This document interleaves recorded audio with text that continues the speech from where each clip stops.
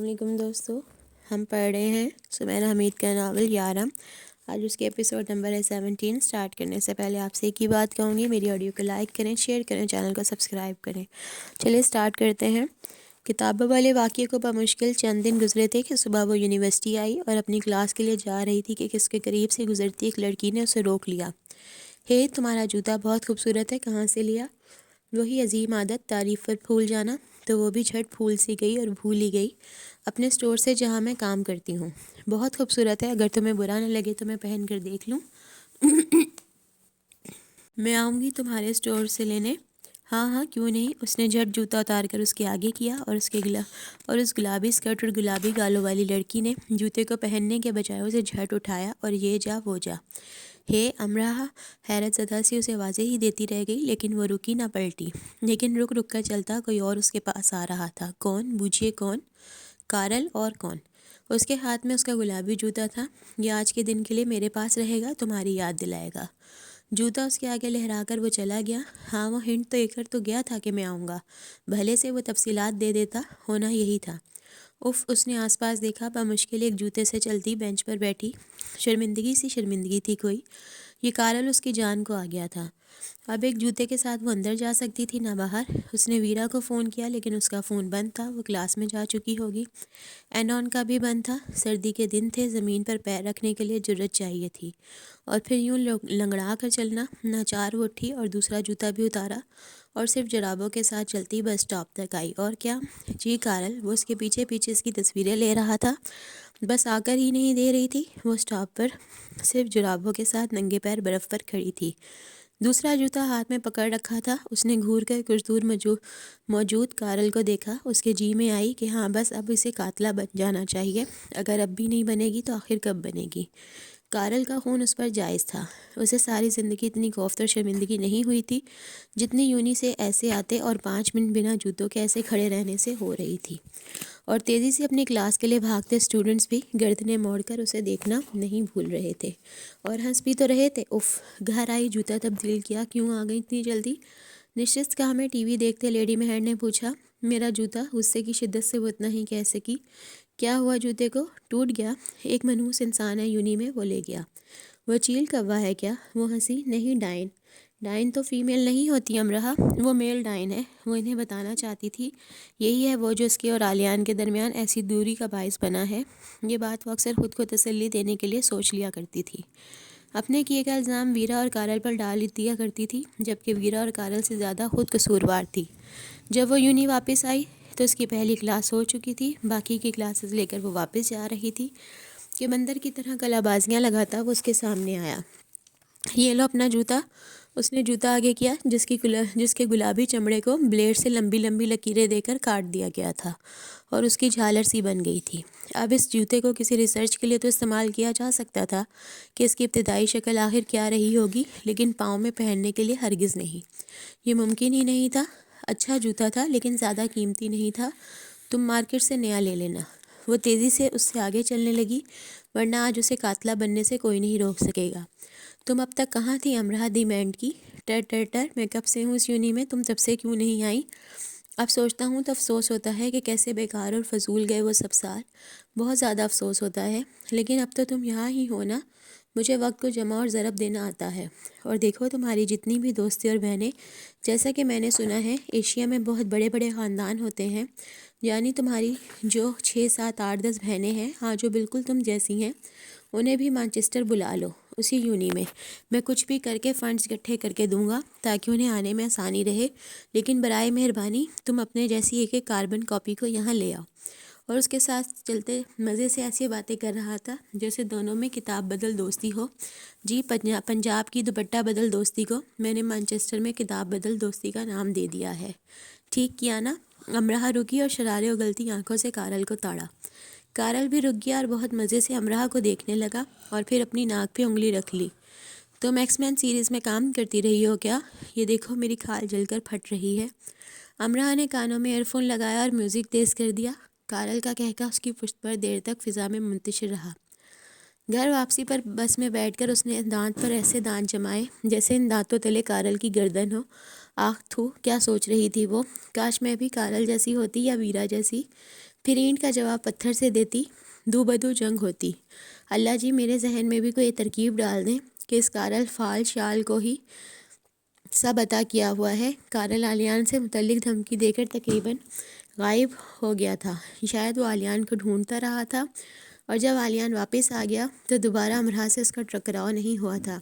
اپنی عادت سے مجبور ہو کر وہ اسے لائبریری میں چھیڑ بیٹھا، اور امرا نے پھر سے جیسے اسے خود کو تنگ کرنے کا عندیہ دے دیا۔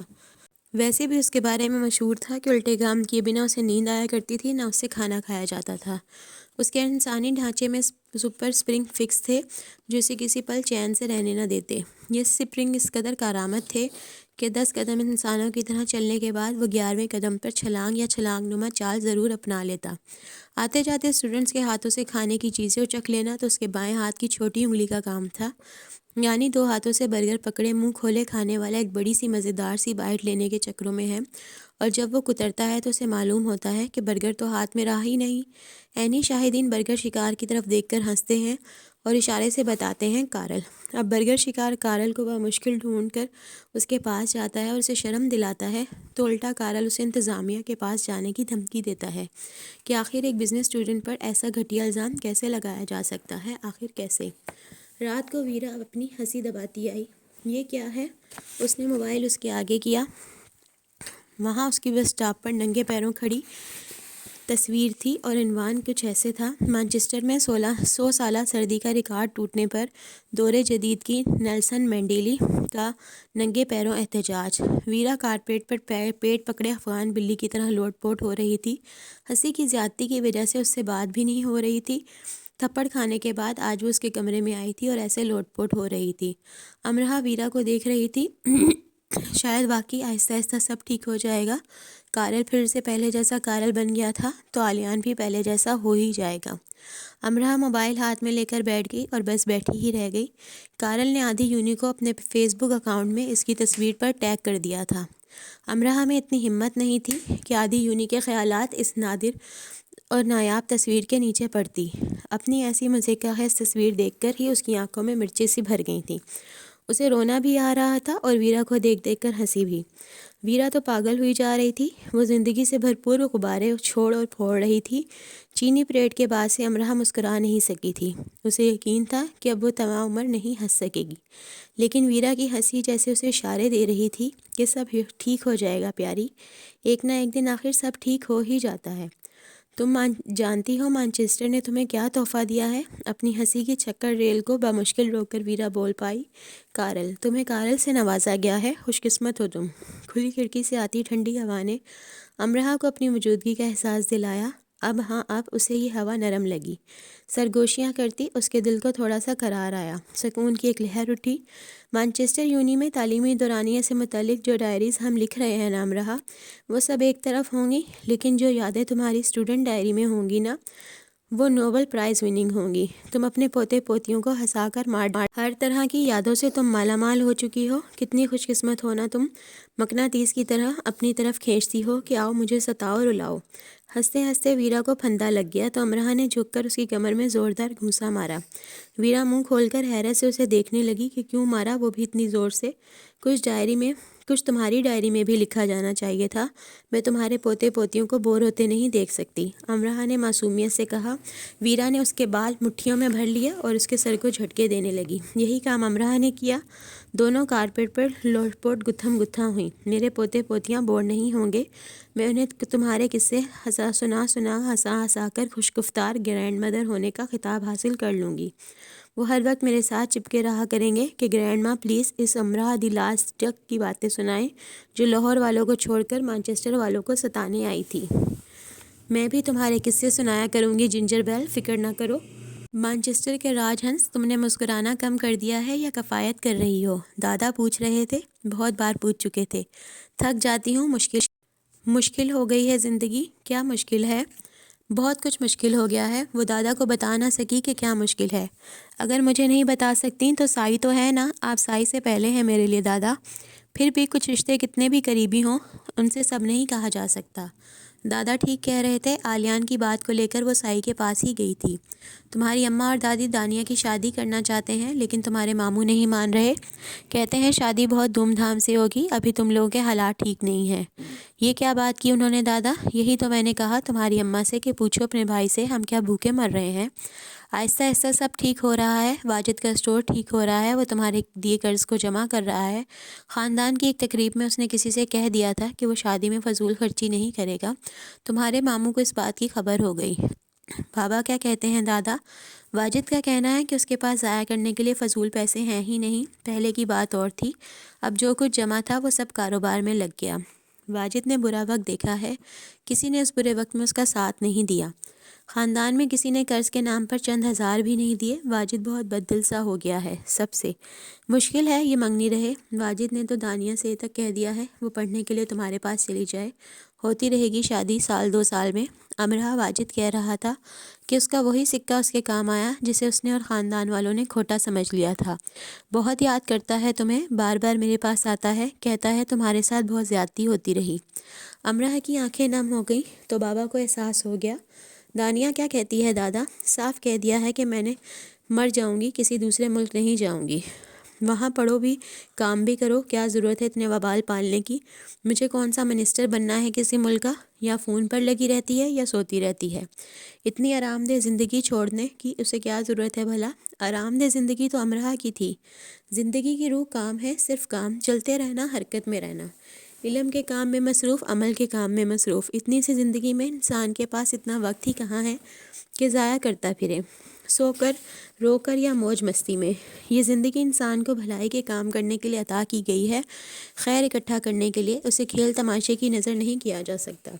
شفاف میٹھا پانی بھی ٹھہر جائے تو بدبو دینے لگتا ہے، کیچڑ میں بدل جاتا ہے۔ انسان خود کو ٹھہرا کر برباد کر سکتا ہے؟ کائنات کی ہر شے ہمہ وقت حرکت میں ہے اور تا قیامت رہے گی۔ انسان ساکن ہو کر گناہ کبیرہ کا مرتکب کیسے ہو سکتا ہے؟ یہ تو انسانی رتبے کے منافی ہے، سراسر منافی۔ ہنستی رہا کرو امرا، تمہاری خاموشیاں اتنی گہری کیوں ہوتی جا رہی ہیں؟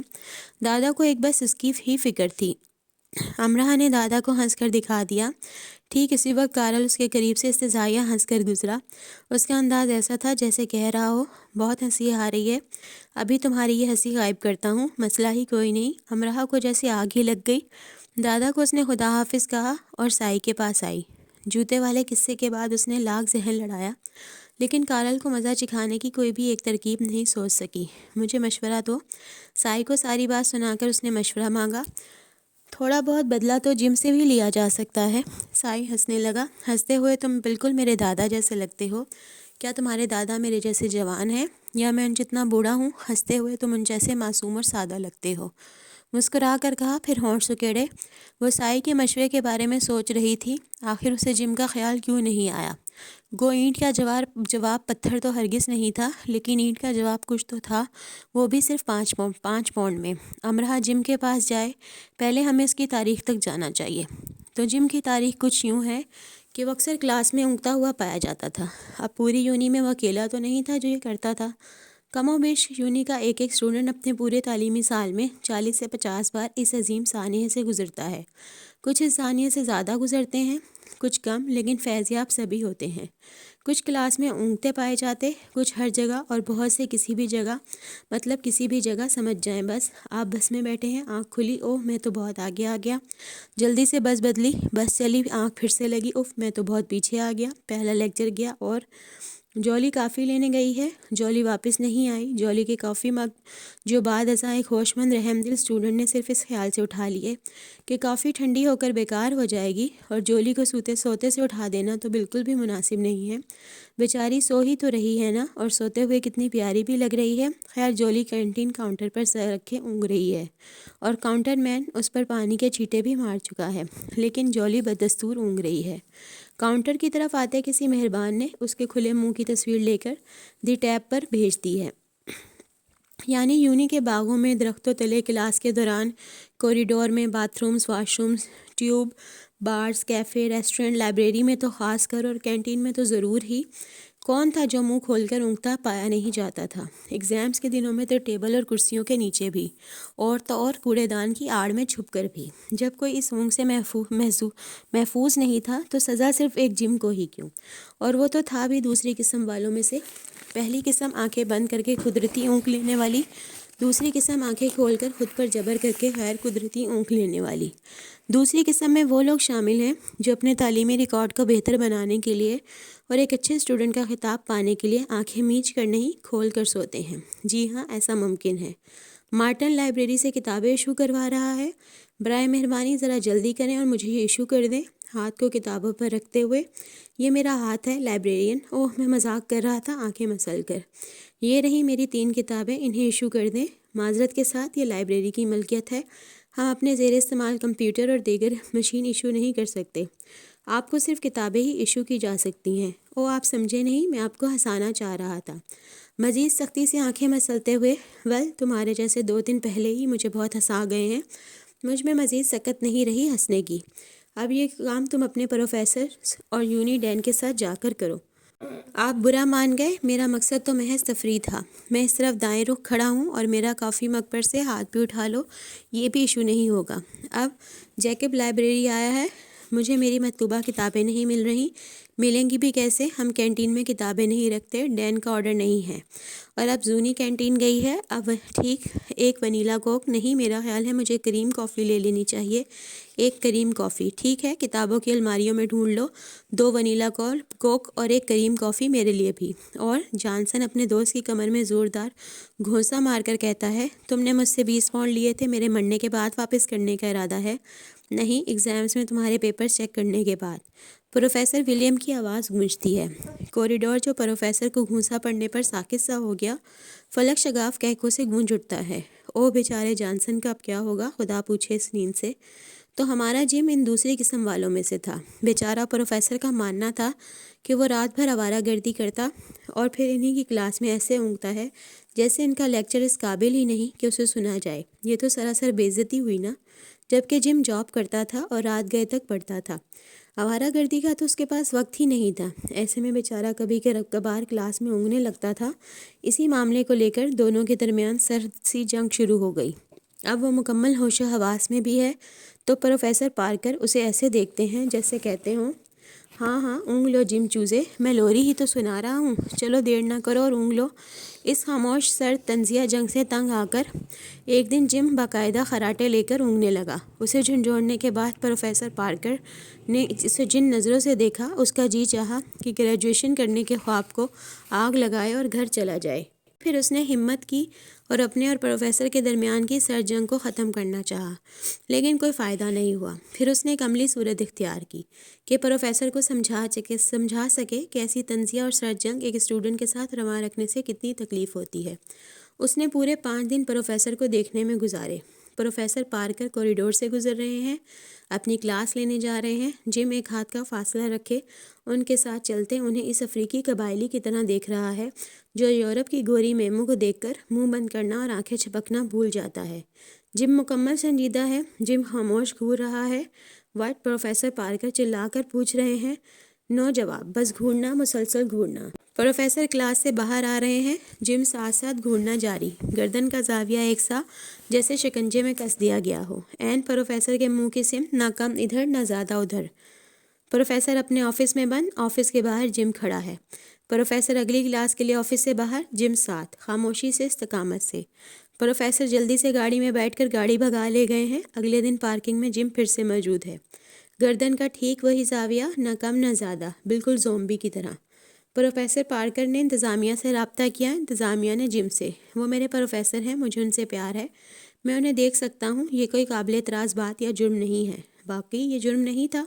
انتظامیہ ٹھنڈا سانس بھر کر رہ گئی۔ پروفیسر نے 2 دن کی چھٹی لی، تیسرے دن آئے جم پھر سے پارکنگ سے ان کے ساتھ۔ کیا چاہتے ہو مجھ سے تم؟ پروفیسر پارکر کے صاحب جواب دے چکے ہیں۔ جم خاموش گھورنا جاری، ان کے ساتھ ساتھ سائے کی طرح۔ خدا ایسی کڑی آزمائش سے بچائے۔ ان دنوں میں پروفیسر پارکر اور جم یونی میں مشہور ہو گئے۔ مختلف ڈپارٹمنٹ سے اسٹوڈنٹس آ رہے ہیں، تماشا دیکھ رہے ہیں، تصویریں لے رہے ہیں، ویڈیو بنا رہے ہیں، گروپ کی صورت اسے زیر بحث لا کر کہکے لگا رہے ہیں، لیکن جم خاموش ہے، سنجیدہ ہے اور اپنے کام کے ساتھ پورا انصاف کر رہا ہے۔ تو کوئی ہفتے بعد جم نے پروفیسر پارکر کی جان چھوڑی۔ ظاہر ہے آپ سمجھ ہی گئے ہوں گے کہ اس کے بعد پروفیسر نے کلاس میں یہ معلوم کرنے کی قطعاً کوشش نہیں کی ہوگی کہ آخر یہ خراٹوں کی آواز کہاں سے آ رہی ہے۔ نیا جم اور پروفیسر پارکر کا واقعہ ہوا تھا تو ایک لڑکا جم کے پاس آیا اور اسے 5 پاؤنڈ دیے۔ جو پروفیسر کے ساتھ کیا ہے وہی فرینڈ آف اسٹون کے ساتھ بھی کر دو۔ جم نے 5 پاؤنڈ رکھے اور ایک دن کے لیے اسٹون کے دوست کے پیچھے زومبی بن کر لگ گیا۔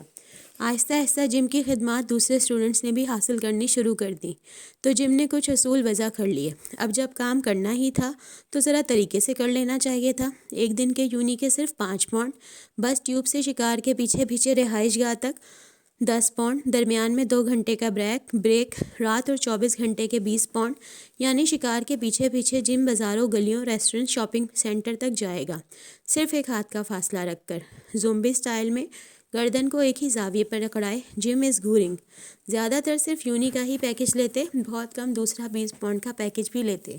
جم کے فن کا دوسرے رہنما اصول: اسے رشوت نہیں دی جا سکتی، بے شک شکار اسے اپنا کریڈٹ کارڈ پکڑا دے یا 8000 پاؤنڈ ہاتھ سے دے۔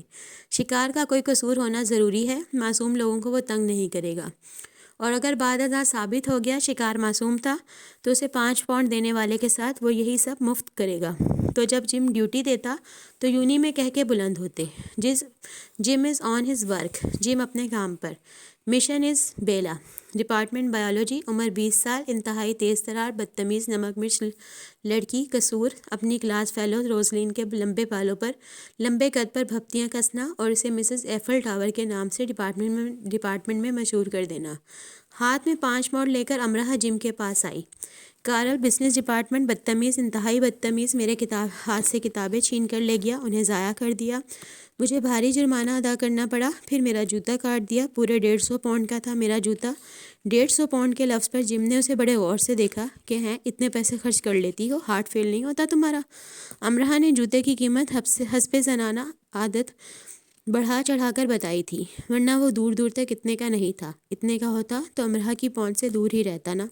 جم نے سر ہلا دیا، یعنی ہاں۔ ویسے امرہ کا دل 20 پاؤنڈ کا پیکج لینے کو چاہ رہا تھا، پر کارل پر وہ اتنے پیسے لگانا نہیں چاہتی تھی۔ تو جم از آن ہز ورک۔ اپنی 2 کلاسز لینے کے بعد امرہ کا دل کارل کا حال دیکھنے کے لیے چاہا۔ وہ اس کے ڈپارٹمنٹ آئی تو اسے معلوم ہوا کہ اسے آرٹ اسکول کی طرف جاتے دیکھا گیا ہے۔ کارل کا آرٹ اسکول میں کیا کام؟ یعنی جم بھی وہیں ہوگا۔ جب وہ آرٹ اسکول داخل ہوئی تو کوریڈور میں اسے 3 لوگ نظر آئے: کارل، جم اور آنا۔ آنا جم کی منگیتر ہے۔ اف، وہ کارل تھا، امرہ اسے ہرا نہیں سکتی تھی۔ منظر کچھ یوں تھا کہ جم اپنے انداز میں گردن کو کارل کی طرف فکس کیے گرد و پیش سے بیگانہ ہوئے گھور رہا تھا، اور ٹھیک جم کے ہی انداز سے کارل جم کی بھولی بھالی سرخ گالوں والی پیاری سی منگیتر آنا کو گھور رہا تھا۔ اب جہاں جہاں آنا وہاں کارل اور ساتھ جم۔ آتے جاتے سب اس ڈرامے کو دیکھ رہے تھے، بلکہ جا تو کوئی بھی نہیں رہا تھا، پلٹ کر واپس آ رہے تھے دیکھنے کہ اس براہ راست شو کا کیا اینڈ ہوتا ہے۔ آنا خون خوار نظروں سے جم کو گھور رہی تھی، ساتھ اسے کھری کھری سنا رہی تھی، بلکہ اسے دھمکی بھی دے رہی تھی۔ میں نے کہا جم بند کرو اپنی یہ فضول حرکت ابھی۔ جم کوئی رد عمل نہیں۔ جم اگر تم نے ابھی کے ابھی سب فضولیات نہیں چھوڑی تو میں بہت برا کر گزروں گی تمہارے ساتھ۔ جم، آنا چلائی۔ جم ہنوز اپنے کام میں مصروف۔ غصے اور شرمندگی سے آنا کے گال اور کان سرخ ہو گئے۔ اس نے آس پاس نظر دوڑائی، سب انہیں ہی دیکھ رہے تھے۔ جم کارل کے پیچھے پڑا تھا تو بدلے کے طور پر کارل جم کی منگیتر کے پیچھے پڑ گیا۔ آنا نے غصے سے ابلتے ہوئے جم کے ہاتھ پر پورا زور لگا کر چٹکی بھری، پر مجال ہے جو جم نے سی بھی کی ہو۔ کہاں ملتے ہیں آج کل ایسے جاں فشانی سے کام کرنے والے؟ یعنی تم میری بات نہیں مانو گے؟ اب آنا بیچاری کی آواز بھیگ گئی۔ امرہ کی قسمت ہی خراب تھی، اور کیا ضرورت تھی جم کو یونی میں اپنے منگیتر رکھنے کی؟ اس طرح بزنس تو نہیں ہوتے نا۔ اس کے 5 پاؤنڈ ضائع گئے۔ کارل کو کیا کوفت ہوتی، الٹا جم کوفت کا شکار ہو رہا ہوگا اندر ہی اندر۔ اب 5 پاؤنڈ کے لیے وہ اپنی سویٹ ہارٹ کو تو ناراض نہیں کرے گا یقیناً۔ اور پھر کوریڈور میں موجود اسٹوڈنٹس نے دیکھا کہ 15-20 منٹ تک مزید جم کو بے نقص سنانے اور نہ ماکھے رگڑنے کے بعد جم کے انہماک میں فرق نہیں آیا اور وہ مکمل توجہ اور ایمانداری سے ڈیوٹی کرتا رہا تو آرٹ اسکول کی سب سے خوبصورت لڑکی آنا نے انگلی سے انگوٹھی اتار کر جم کی جیب میں ٹھونس دی۔ پاپا ٹھیک کہتے تھے، تم انسان کے نام پر ایک بنمانس ہو، اس سے زیادہ کچھ نہیں۔ سوں سوں کرتی آنا چلی گئی۔ سب تو یہ توقع کر رہے تھے کہ آنا جم کو ایک تھپڑ سے نوازے گی، لیکن وہ تو اسے بنمانس ثابت کر کے ہی چھوڑ گئی۔ امرا دور سے بھی دیکھ سکتی تھی کہ کارل زیر لب ہنسا ہے۔ امرا پاؤں پٹکتی وہاں سے چلی آئی کیونکہ جم آخرکار سو سو کرتی آنا کے پیچھے بھاگ کھڑا ہوا تھا۔ اگر دادی یہ منظر دیکھ لیتی تو جم اور آنا کے پاس جاتی اور کہتی، بیٹا جم، مل گیا سبق، اب اس امرا سے دور رہنا، کہو تو میں تمہیں اس کی ہسٹری شیٹ سنا دوں، لیکن اب کوئی فائدہ نہیں، تمہارے ساتھ جو ہونا تھا وہ ہو چکا اور کافی برا ہو چکا۔ کارل پاگلوں کی طرح ہنس رہا تھا، اس کا بس نہیں چل رہا تھا۔ مانچسٹر یونی کو انگلی پر فٹ بال کی طرح گول گول گھما کر اپنی فتح کا واضح اعلان کرے اور کہے، کون ہے جو مجھے ضد کر سکے؟ اگر کوئی ہے بھی تو وہ آئے اور اپنی صحیح کر کے دکھائے۔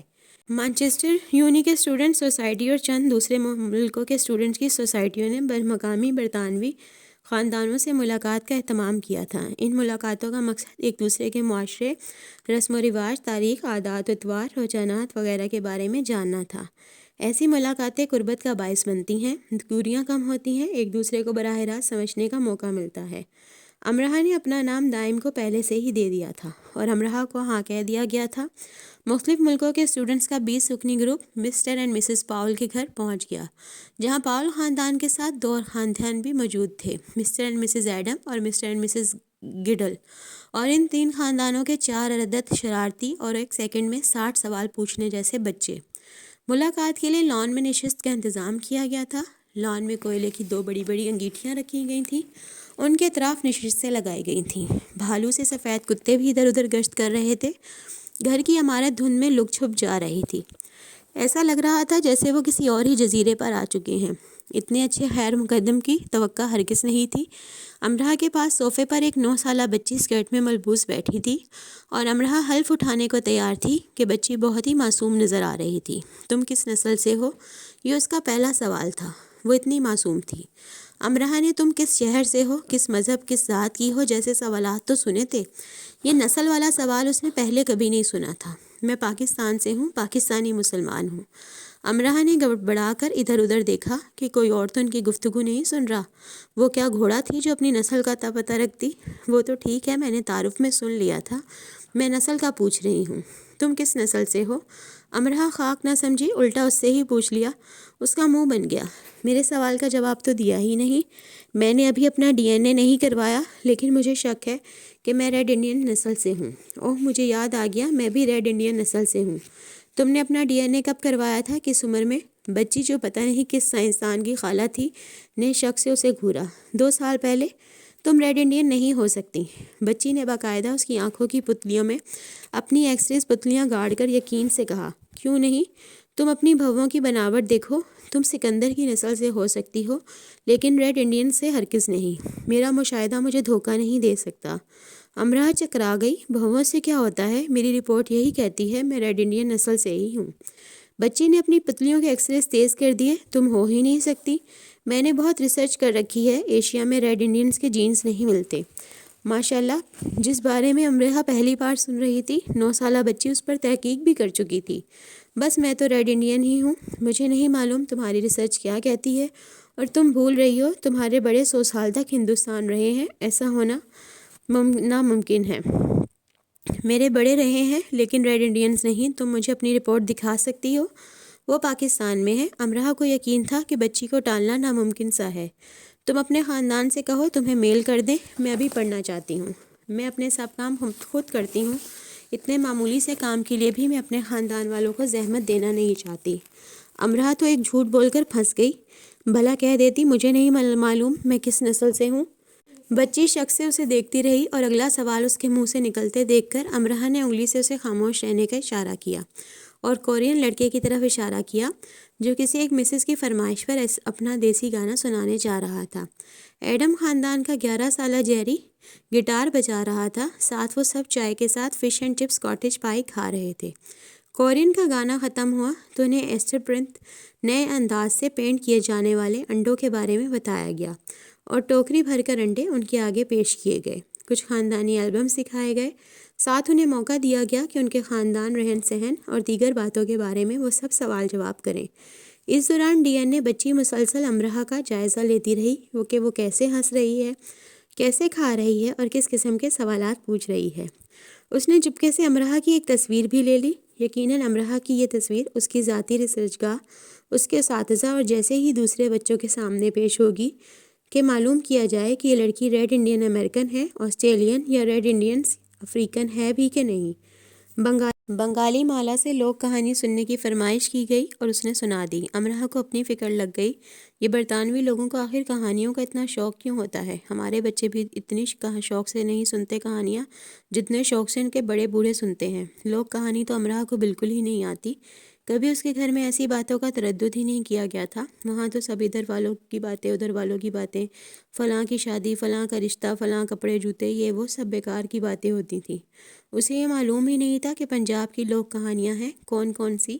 تھوڑی سی دیر کے لیے ایک طرف کونے میں ہو کر اس نے دادا کو فون کیا۔ تم ہیر رانجھا سنا دینا، دادا نے مشورہ دیا۔ یہ تو اسے خیال ہی نہیں آیا تھا، اس نے فلم دیکھی تھی، اسے کہانی یاد تھی، لیکن اس کی نوبت نہیں آئی۔ انہیں لوک کہانی سے زیادہ صوفیزم میں دلچسپی تھی اور وہ امرہ سے مختلف صوفی بزرگوں کے بارے میں سوالات کرنے لگے۔ ساتھ ساتھ انہوں نے دیسی کھانوں کے بارے میں بھی معلومات لیں۔ سنا ہے ہندوستان میں زبردستی شادیاں کروا دی جاتی ہیں؟ مسز ایڈم نے پوچھا۔ میں ہندوستانی نہیں پاکستانی ہوں، امرہ بڑی جزبز ہوئی۔ مسز ایڈم ہنسنے لگی۔ تم سب پاکستانی، انڈین، ہندوستانی کہلائے جانے پر اتنا چڑھتے کیوں ہو؟ ہندوستانی سے مراد ہماری بری صغیر ہوتا ہے، تم لوگ ہمیں یورپین کہتے ہو، ہمیں امریکی کہتے ہو، ہم نہیں چڑھتے۔ ہندوستان سے مراد ایک خطہ ہے جو بلا شبہ تاریخی اہمیت کا حامل ہے، جسے یورپ میں جادو نگری کہا جاتا ہے۔ میرے رشتے کے چچا جب اپنے کاروبار میں دیوالیہ ہو گئے تو انہوں نے ہندوستان کا سفر کیا۔ پہلے وہ بنارس گئے، پھر سندھ۔ واپسی پر ان کا کہنا تھا ان شہروں کے سفر نے انہیں پاگل ہونے سے بچا لیا۔ بنارس میں وہ سادھوؤں کے ساتھ وقت گزارتے رہے اور سندھ میں پیروں فقیروں کے ساتھ۔ امرہ خاموش ہو گئی اور مسز ایڈم کے پوچھے گئے سوال کے بارے میں سوچنے لگی۔ امرہ کو ڈر تھا کہ اس سے یہ سوال پوچھ لیا جائے گا اور وہ پوچھ لیا گیا۔ ایسا نہیں ہے، جہاں تعلیم اور سوچ کی کمی ہے وہاں یہ سب ہوتا ہے۔ اسلام نے تو سختی سے لڑکے اور لڑکی کی مرضی پوچھنے کا حکم دیا ہے۔ معاملہ کوئی بھی ہو، اسلام جبر کے خلاف ہے، جبر کی کوئی گنجائش نہیں اسلام میں۔ اور یہ جو غیرت کے نام پر قتل کیے جاتے ہیں، لندن میں ایک پاکستانی لڑکی کو اس کے باپ اور بھائی نے مار کر تہہ خانے میں دبا دیا تھا۔ مسز ایڈم بولی۔ امرہ کے ہونٹ خشک ہو گئے۔ جس نے ایک انسان کا قتل کیا وہ کل انسانیت کا قاتل ہے۔ اسلام ہمیں یہ سبق دیتا ہے، زور زبردستی کی کوئی گنجائش نہیں، تو قتل کی کیسے ہوگی؟ وجہ کچھ بھی ہو، جو لوگ ایسا کرتے ہیں وہ اسلام کے دائرے سے باہر نکلے ہوئے ہیں۔ یہ ان کے ذہنی جنون ہے۔ ہمارا مذہب، ہمارا قانون، ہمارا معاشرہ نہ اس کی اجازت دیتا ہے، نہ ہی تعلیم۔ یہ اپنے گناہوں کے خود ذمہ دار ہیں۔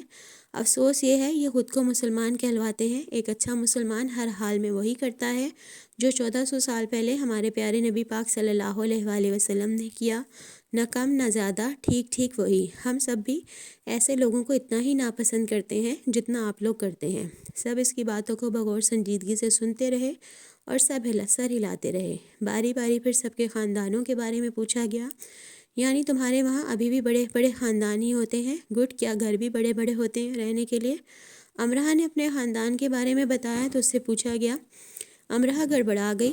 یعنی کچھ کنبے جتنے زیادہ بڑے تھے، گھر اتنے ہی چھوٹے تھے۔ ان کے سوال کا مقصد طنز نہیں تھا، وہ صرف یہ معلوم کرنا چاہتے تھے کیا لوگوں کے پاس اتنے وسائل ہوتے ہیں کہ وہ بڑے کنبے بنا کر انہیں پال بھی لیتے ہیں؟ امرہ کہاں سے چھوڑتی اور کہاں سے بتاتی؟ ان کے گھر صفائی کرنے والی آپا کے 11 بچے تھے اور وہ ایک کمرے کے کرائے کے گھر میں رہتی تھیں۔ دادا کے ایک دوست کے ساتھ 7 شادی شدہ بیٹے جو 5 کمروں کے ایک گھر میں رہتے تھے، سب مل جل کر رہنا پسند کرتے ہیں۔ 100 باتوں کی ایک بات امرہ نے کر دی۔ اگر کسی خاندان میں 4-5 بیٹے ہوں تو کیا وہ ایک ہی گھر میں ہمیشہ رہیں گے؟ گھر کی سربراہ ماں 5 بیٹوں کو ایک ہی گھر میں اپنے پاس رکھنا چاہیں گی؟ ایک ہی گھر میں 5 کو، ان کی بیویوں اور بچوں کو؟ جی سب کو۔ اگر ان میں سے کوئی ایک بھی کہیں کسی وجہ سے الگ رہائش اختیار کرنا چاہے گا تو والدہ رو رو کر اپنا برا حال کر لیں گی۔ کیوں وہ روئیں گی؟ کیوں؟ تینوں خواتین نے مشترکہ او کیا۔ وہ کسی ایک کو بھی خود سے جدا نہیں کرنا چاہیں گی۔ بچے بڑے ہو جائیں، خاص کر ان کی شادی ہو جائے تو انہیں الگ زندگی شروع کرنی ہوتی ہے۔ ہر ایک کو پرائیویسی چاہیے ہوتی ہے، پرسنل اسپیس۔ کیا بات کر رہی تھی مسز گڈل؟ امرہ ٹھنڈا سانس بھر کر رہ گئی۔ پاکستانی مائیں کیا جانے پرسنل سپیس یا پرائیویسی، انہیں تو اپنے لال اپنی آنکھوں کے آگے چاہیے بس وہ انہیں اتنا پیار کرتی ہیں کہ ان کے بغیر ایک پل بھی نہیں رہنا چاہتی۔ اور بیٹے وہ کیا کہتے ہیں؟ مشترکہ او کے بعد پوچھا گیا۔ بیٹے بھی وہی چاہتے ہیں جو ماں جی چاہتی ہیں۔ اور تینوں خواتین اپنی نماکیں صاف کرنے لگیں۔ وہ پاکستانی مشترکہ خاندانی نظام سے متاثر نظر آ رہی تھیں۔ امرہ انہیں دادا دادی نانا نانی وغیرہ کے کرداروں کے بارے میں مزید بتانے لگی کہ کیسے وہ بچوں کی تربیت کی ذمہ داری اپنے سر لے لیتے ہیں اور خاندان کو جوڑے رکھنے میں سب سے اہم کردار ادا کرتے ہیں۔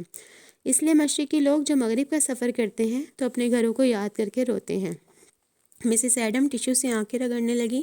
امرہ ترچھی نظروں سے تینوں خواتین کو دیکھتی رہی۔ اس نے یہاں اپنی بہترین پرفارمنس دی تھی۔ ڈی این اے بچی خاموشی سے امرہ کے پاس بیٹھی اسے ہمدن گوش سن رہی تھی۔ امرہ کو صرف ایک اس بچی سے ڈر تھا کہ کہیں وہ اسے غلط ثابت نہ کر دے۔ تم اپنے گھر کو یاد کر کے روتی ہو؟ ڈی این اے بچی نے پوچھا۔ اب امرہ اسے کیا بتاتی کہ اسے تو اس خیال سے ہی رونا آ جاتا تھا کہ اسے کبھی تو واپس گھر جانا ہی ہے۔ نہیں، ابھی مجھ پر یہ نوبت نہیں آئی۔ پاکستانیوں کی کوئی ایک بڑی خوبی بتاؤ۔ ہم بدترین حالات میں بھی زندہ رہنا جانتے ہیں، امرہ نے تجزیہ کر کے سوچ کر کہا۔ ڈی این اے سر ہلانے لگی۔ مانچسٹر والوں کی کوئی ایک بڑی خوبی بتاؤ، امرہ نے پوچھا۔ ہم بدترین حالات کو بدلنا جانتے ہیں، اس نے مضبوط قوت ارادی کے تاثر کے ساتھ کہا۔ امرہ بچی کی حاضر دماغی پر حیران ہوئی۔ ان سب کے ساتھ گروپ فوٹو لے گئی۔ مسز ایڈم نے ان کے لیے ایک چھوٹی سی تقریر کی جس کے آخری جملے کو امرہ نے ڈی این اے بچی کی طرح نوٹ بک میں نوٹ کر لیا۔ There are never any winners or any losers. Participation is all. Remember that and enjoy the challenge of each moment as it arises now. امرہ اپنے ساتھ اپنی غیر استعمال شدہ ایک گرم شال اور ایک کشمیری طرز کا شولڈر بیگ لے گئی تھی اور ایک چوڑیوں کا سیٹ تھا اس کے پاس، وہ بھی۔ یہ تینوں چیزیں اس نے تینوں خواتین کو پیش کیں اور ان تینوں کے چہرے ایسے دمکنے لگے جیسے انہیں پیش قیمت جواہر پیش کیے گئے ہوں۔ جاتے ہوئے ان سب کو ہوم بیک پائی دی گئی۔ ڈی این اے بچی نے اسے اپنا ای میل ایڈریس دیا کہ امرہ ہر صورت اسے اپنی رپورٹ بھیج دے۔ امرہ اسے ضرور بھیج دے گی اگر وہ اپنا ڈی این اے کروانے میں کامیاب ہو گئی اور خوش قسمتی سے وہ ریڈ انڈین بھی نکل آئی تو دوستو یہ تھی آج کی ایپیسوڈ۔ امید کرتی ہوں آپ کو پسند آئی ہوگی۔ اگر آپ کو میری آڈیو اچھی لگی ہے تو اسے لائک کریں، شیئر کریں، چینل کو سبسکرائب کریں۔ اللہ حافظ، کل پھر ملیں گے، دعاؤں میں یاد رکھیے گا۔